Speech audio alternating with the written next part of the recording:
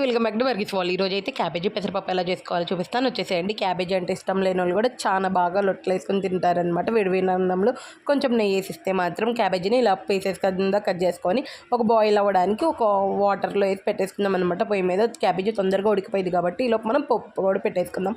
పప్పు వేసుకొని అంతే పప్పు వేయాక ఆనియన్స్ అంతే పచ్చిమిర్చి కూడా వేసేసుకొని అది కొంచెం గోల్డెన్ బ్రౌన్ కలర్లోకి రాగానే పసుపు వేసుకొని ఏం చేసుకుందాము. తర్వాత అల్లం పేస్ట్ ఒక స్పూన్ వేసుకొని కూడా బాగా ఫ్రై చేసుకుందాం అనమాట. అల్లం పేస్ట్ పచ్చసన పోయేదాకా ఫ్రై చేసేసుకొని ఇంకా మనం ఉడకబెట్టుకున్న క్యాబేజీని అయితే అందులో వేసేసుకుందాం.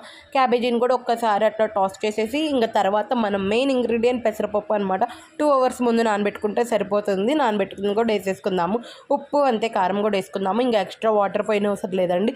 పెసరపప్పు ఉడకదేమో అనుకొని ఇదిగో వాటర్ ఉంటాయి ఇందులో. ఆల్రెడీ క్యాబేజీలో చూపిస్తాను చూడండి వాటర్ ఎన్ని ఉన్నాయో కదా. వీటిని డ్రై అయ్యేదాకా అయితే ఉడకనియాలన్నమాట. ఏం అవసరం లేదు. ఇంకా తర్వాత ఇంకా డ్రై అయిపోయాక ధనియాల పొడి అంతే గరం మసాలా వేసి బాగా టాస్ చేసేసుకొని కొత్తిమీర వేసుకొని దింపేసుకోవడమే. మీరు ఈ క్యాబేజీ కర్రీ చేసి చూడండి. చాలా అంటే చాలా బాగుండిద్ది అనమాట. అంతే సబ్స్క్రైబ్ చేయండి, లైక్ చేయండి, కమెంట్